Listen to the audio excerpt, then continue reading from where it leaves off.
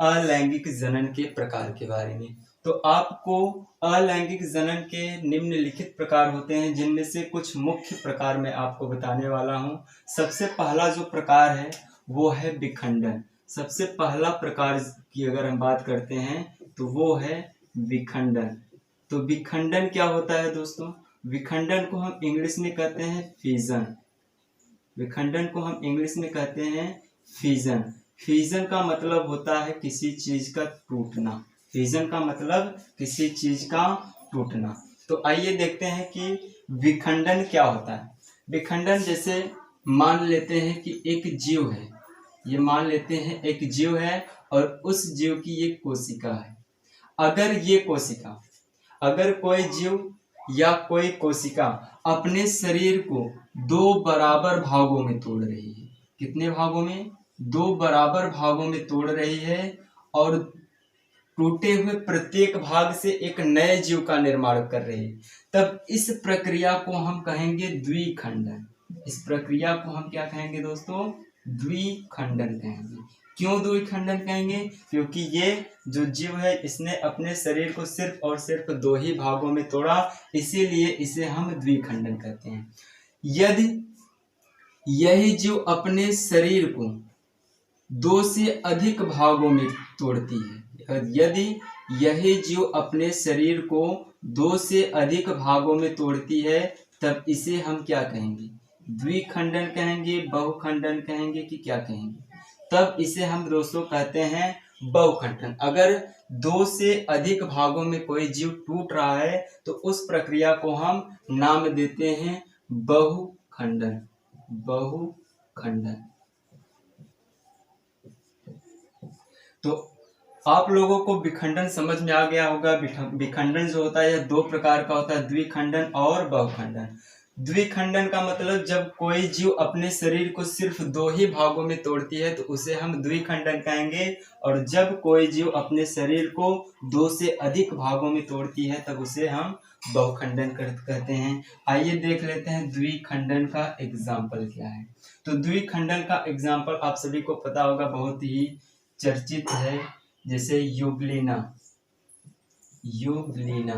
Euglena एक द्विखंडन प्राणी है जो अपने शरीर को दो बराबर भागों में तोड़कर एक या अधिक जीवों का निर्माण करती है।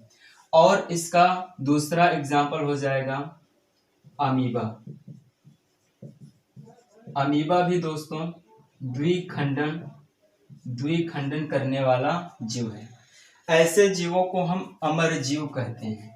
जो जीव अपने शरीर को तोड़कर नए जीवों का निर्माण करती है, ऐसे जीवों को हम अमर जीव कहते हैं। क्यों कहेंगे? क्योंकि ये जीव जो होते हैं ये टूटकर अपने भागों से दो भागों का निर्माण कर रहे हैं। तो जरा आप मुझे बताइए कि क्या ये कोशिका या ये मान लेते हैं ये एक युगलिना है, मान लेते हैं ये एक अमीबा है। क्या ये अमीबा मर रही है? नहीं, तो ये अमीबा नहीं मर रही, बल्कि मरने से पहले अपने आप को दो बराबर भागों में बांटकर नई कोशिका या नई संतति का निर्माण करती है। किसका निर्माण करेगा? नई संतति का निर्माण करेगा। तो आई होप आप लोगों को इतना समझ में आ गया होगा कि द्विखंडन क्या होता है। द्विखंडन जनन की वह प्रक्रिया है जिसमें कोई जीव अगर अपने शरीर को सिर्फ दो भागों में तोड़ती है तो उसे हम द्विखंडन कहेंगे। अगर दो से अधिक भागों में तोड़ेगी तो उसे हम बहुखंडन कहेंगे। द्विखंडन का आप लोगों ने एग्जाम्पल देखा, युगलिना और अमीबा। अब हम बहुखंडन की बात करते हैं। तो बहुखंडन का जो एग्जाम्पल हो जाएगा वो होगा हमारा प्लाज्मोडियम। प्लाज्मोडियम से हमें एक रोग होता है, क्या आप लोगों को पता है? तो प्लाज्मोडियम जो होता है किसी के लार में पाया जाता है, इससे हमें एक रोग होती है। तो इसके कारण जो रोग होता है उस रोग का नाम होता है मलेरिया के प्लाज्मोडियम के कारण हमें मलेरिया रोग होता है। और ये जो प्लाज्मोडियम पाया जाता है ये एक लार में पाया जाता है। किसके लार में पाया जाता है? तो मादा एनोफिलीज, एनोफिलीज, मादा एनोफिलीज मच्छर के लार में ये प्लाज्मोडियम पाया जाता है और प्लाज्मोडियम के कारण ही हमें मलेरिया रोग होता है। तो बस आपको ज़्यादा ध्यान नहीं रखना है, छोटे छोटे पॉइंट को आपको नोट करते हुए चलना है, साथ ही आपको नोट्स भी बनाने हैं कि द्विखंडन क्या होता है। एक बार फिर बता दे रहा हूँ कि विखंडन क्या होता है। विखंडन में द्विखंडन और बहुखंडन दोनों आता है। अगर कोई जीव अपने शरीर को सिर्फ दो भागों में तोड़ रही है तो उसे हम द्विखंडन कहेंगे। अगर यही कोशिका या यही जीव अपने शरीर को दो से अधिक भागों में तोड़ रही है तो उसे हम बहुखंडन कहेंगे। द्विखंडन का एग्जाम्पल हमने देखा अमीबा और यूग्लिना। ऐसे जीवों को हम अमर जीव कहते हैं जो अपने शरीर से नए जीव का निर्माण करते हैं।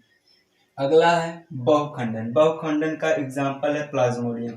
प्लाज्मोडियम मादा एनोफिलीज मच्छर के लार में पाया जाता है और इसके काटने से हमें मलेरिया रोग होता है।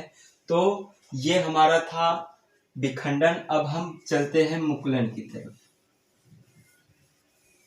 अब हम देखते हैं कि मुकुलन क्या होता है। दूसरा हमारा जो हेडिंग है वो है मुकुलन। मुकुलन, मुकुलन को दोस्तों हम इंग्लिश में कहते हैं बडिंग। इंग्लिश में हम कहते हैं बडिंग। और बडिंग जो है यह बड शब्द से बना है।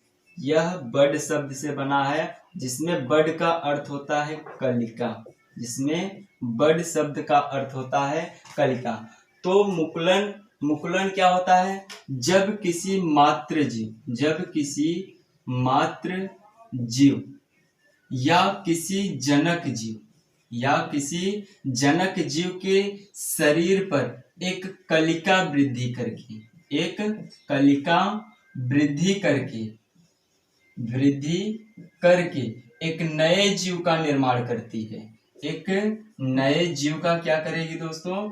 निर्माण करेगी। नए जीव का निर्माण करेगी। तो उस प्रक्रिया को हम मुकुलन कहते हैं। तो मुकुलन बहुत ही साफ शब्दों में जब किसी मातृ जीव या किसी जनक जीव के शरीर पर एक कलिका का निर्माण होता है और ये कलिका उसी जीव के शरीर पर वृद्धि करके एक नए जीव के रूप में विभक्त हो जाता है, एक नए जीव का निर्माण कर देता है। तो उस प्रक्रिया को हम मुकुलन कहते हैं। मुकुलन का एग्जाम्पल आपको मैं दे देता हूं। जैसे एक यीस्ट जो होता है यह एक प्रकार का कवक है। यीस्ट क्या है दोस्तों? यह एक प्रकार का कवक है।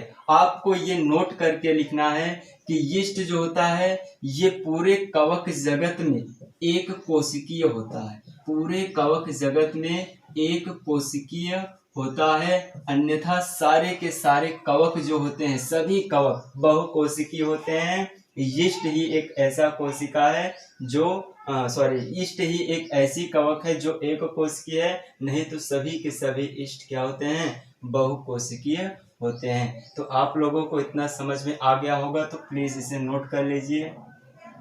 चलते हैं तीसरी प्रकार की तरफ। अलैंगिक जनन की तीसरी प्रकार जो हमारा है विखंडी जनन।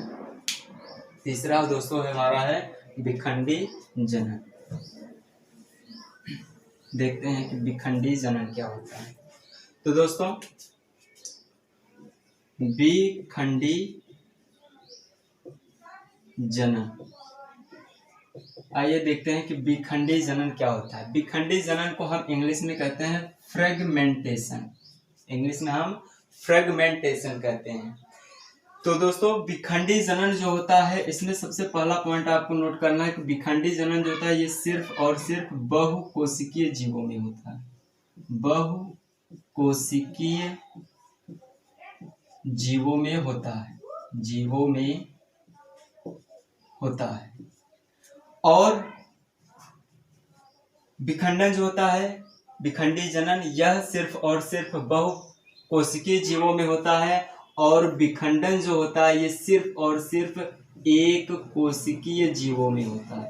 एक कोशिकीय जीवों में पाया जाता है। विखंडन एक कोशिकीय जीवों में पाया जाएगा, विखंडन बहुकोशिकीय जीवों में पाया जाएगा। तो आपको विखंडन और विखंडी जनन में यही सूक्ष्म अंतर को याद करना है कि विखंडन किसमें पाया जा रहा है और विखंडी जनन किसमें पाया जा रहा है। तो यह आप लोगों को पता हो गया होगा कि विखंडन कहाँ पाया जाता है। विखंडन जितने भी एक कोशिकीय जीव होते हैं सभी में विखंडन पाए जाते हैं, और जितने भी बहुकोशिकीय जीव होते हैं, जितने भी बहुकोशिकीय जीव होते हैं सभी में विखंडी जनन पाया जाता है। तो विखंडी जनन का एग्जाम्पल क्या हो जाएगा? स्पाइरोगाइरा,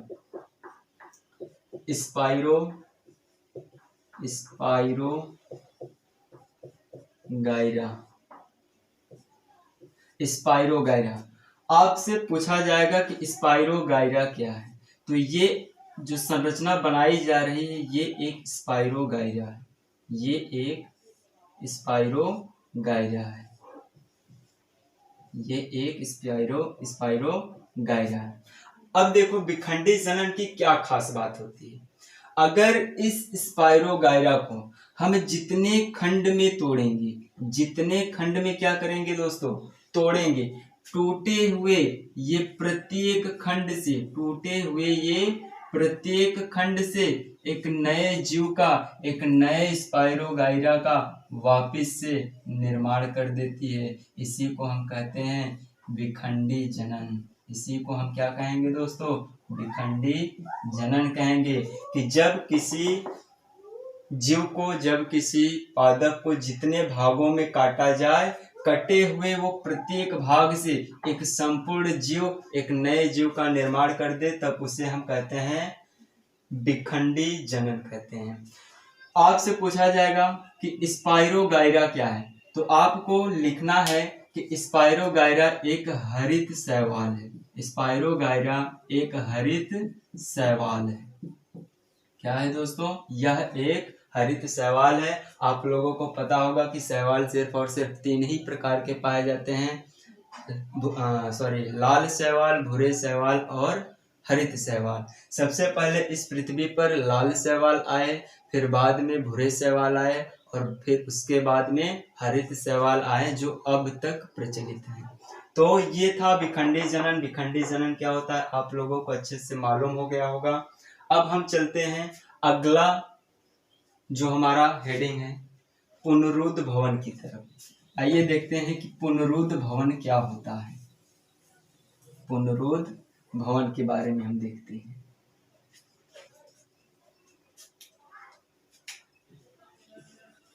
पुनरुद्ध भवन,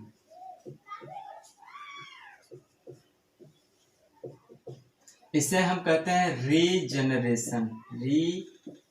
रीजनरेशन।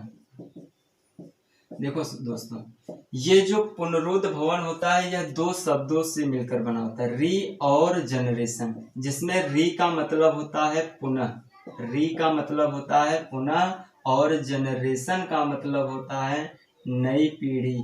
या हम सीधे लिख देते हैं कि जनरेशन का मतलब होता है पीढ़ी।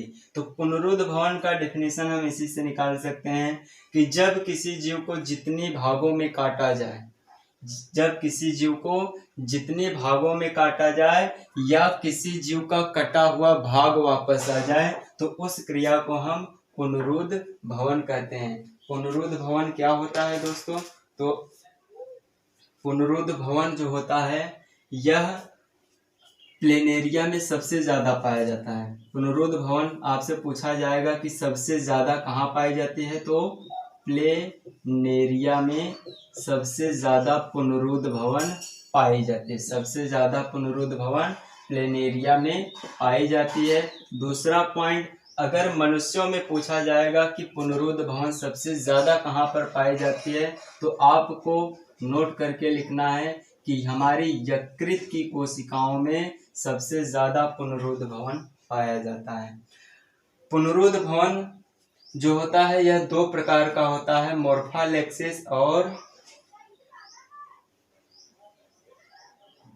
मोर्फालेक्सिस और एपिनोरफोसिस। पहला क्या है दोस्तों? मोर्फालेक्सिस।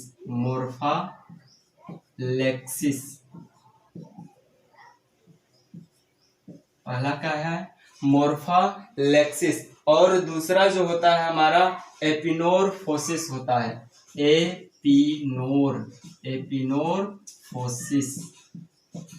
एपिनोरफोसिस होता है।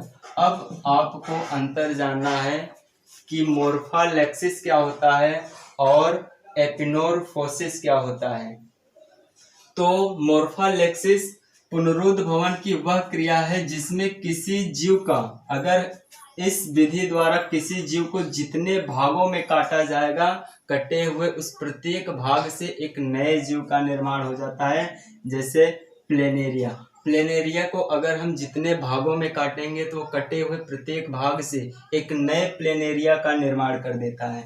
और एपिनोरफोसिस क्या होता है, तो एपिनोरफोसिस क्या होता है दोस्तों, एपिनोरफोसिस पुनरुद्ध भवन की वह क्रिया होती है जिसमें जीव के किसी जीव का कटा हुआ भाग वापस आता है, ना कि इस क्रिया के द्वारा उस कटे हुए भाग से एक नया जीव बन जाए। इसके द्वारा क्या होता है, सिर्फ कटा हुआ भाग वापस आता है, कटा हुआ भाग वापस आता है,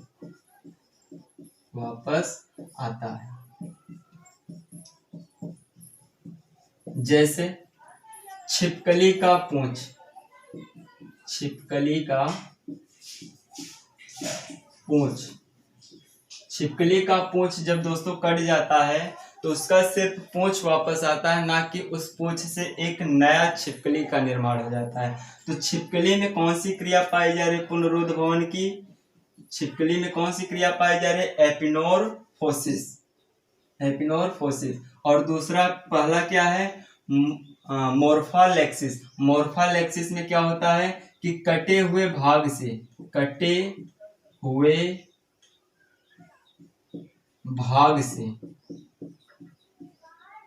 नया जीव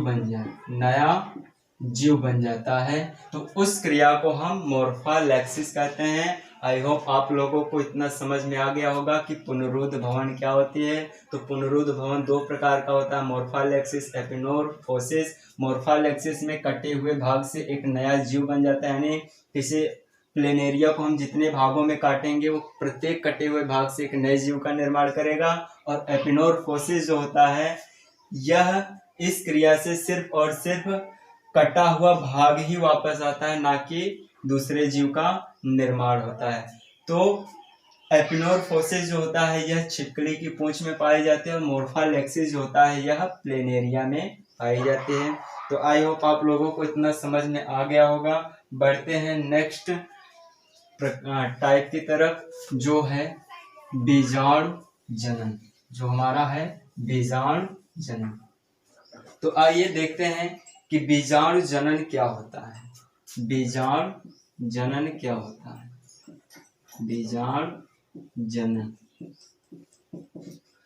बीजाणु जनन को हमने यहाँ पर इंग्लिश में लिखा हुआ है, इसका नाम स्पोर फॉर्मेशन होता है। तो बीजाणु जनन को हम क्या कहते हैं साथियों, स्पोर फॉर्मेशन कहते हैं। बीजाणु जनन क्या होता है, तो बीजाणु जो होता है यह एकल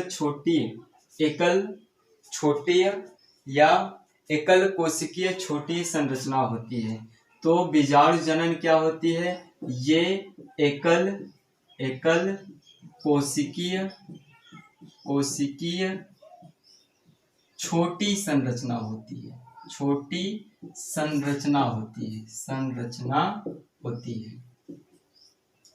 अब हम बात करते हैं कि बीजाणु जनन जो होता है यह दो प्रकार का होता है। बीजाणु जनन जो होता है यह दो प्रकार का होता है। एक होता है चल बीजाणु, और दूसरा होता है अचल बीजाणु। दूसरा कौन है हमारा, अचल बीजाणु। अब नाम से ही आप पता कर सकते हैं कि कौन सा बीजाणु चल सकता है और कौन सा बीजाणु नहीं चल सकता। तो चलने वाले बीजाणु के आगे शब्द आया है चल, और ना चलने वाले बीजाणु के आगे शब्द आया है अचल। आप नाम से ही पता कर लेंगे कि कौन सा बीजाणु चलने में सक्षम है और कौन सा बीजाणु नहीं चल सकता। तो आप चल बीजाणु जो होते हैं ये चलने में सक्षम होते हैं और अचल बीजाणु जो होते हैं यह चलने में असक्षम होते हैं। चल बीजाणु के पास कसाब पाए जाते हैं, इसलिए ये एक स्थान से दूसरे स्थान तक चले जाते हैं, और अचल बीजाणु जो होते हैं जिनके पास कसाब नहीं पाए जाते हैं, इसलिए ये एक स्थान से दूसरे स्थान तक नहीं जा पाते हैं। तो चल बीजाणु का जो एग्जाम्पल होगा वो है क्लेमाइडोमोनास।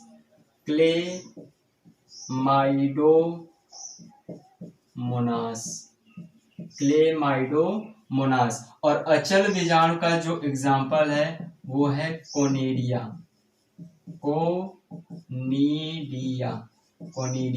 कोनिडिया अचल बीजाणु है, और क्लेमाइडोमोनास जो है वह एक हरित शैवाल क्लेमाइडोमोनास जो है वह एक चल बीजाणु है। आपसे प्रश्न पूछा जाएगा कि क्लेमाइडोमोनास क्या है, तो आपको ध्यान में रखना है कि ये क्लेमाइडोमोनास जो होती है ये एकल कोशिकीय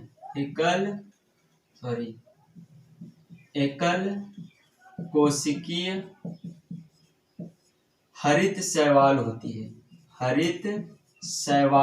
है।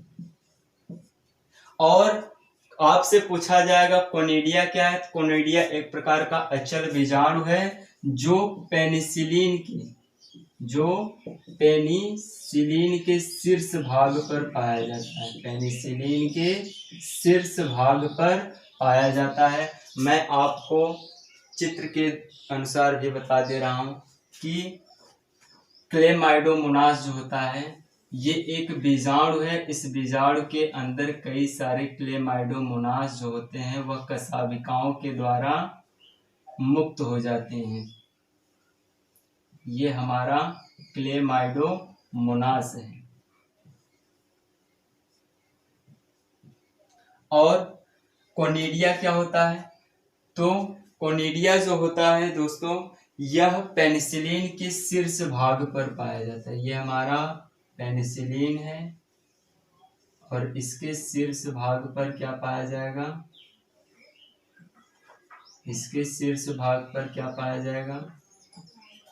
तो इसके शीर्ष भाग पर पाए जाते हैं कोनिडिया के पास कसाब नहीं होते हैं, इसलिए ये चलने में असक्षम होते हैं। इसी गोल संरचना को ही हम कोनिडिया कहते हैं। तब अब लास्ट हेडिंग जो है हमारा वो है कायिक जनन। आइए देखते हैं कि कायिक जनन क्या होता है। आप लोगों को बीजाणु जनन समझ में आ गया होगा कि बीजाणु जनन क्या है। ये एक एकल कोशिकीय छोटी संरचना होती है। बीजाणु जो होते हैं दो प्रकार के होते हैं, चल बीजाणु और अचल बीजाणु। चल बीजाणु का एग्जाम्पल जो होता है क्लेमाइडोमोनास होती है जो एक नील हरित शैवाल है। क्लेमाइडोमोनास के पास कसाब होते हैं, यही होता है कसाब। यही क्या होता है दोस्तों, कसाब होता है, जिसके कारण ये क्लेमाइडोमोनास चलने में सक्षम होता है। और इनके पास, इन कोनिडिया के पास ऐसी कोई संरचना नहीं है जिससे ये चल सके जल में, इसीलिए इसे हम अचल बीजाणु कहते हैं। तो ये भी एक प्रकार का बीजाणु है, ये भी एक प्रकार का बीजाणु है। तो अब चलते हैं अगले टॉपिक की तरफ जो हमारा है कायिक जनन। कायिक प्रवर्धन भी कहते हैं इसे हम। तो आइए देखते हैं कि कायिक जनन क्या होता है।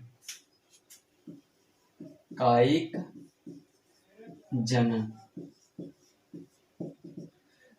जनन दोस्तों जनन की वह विधि होती है जिसमें कायिक अंगों के द्वारा, देखो अंग दो होते हैं, एक होता है कायिक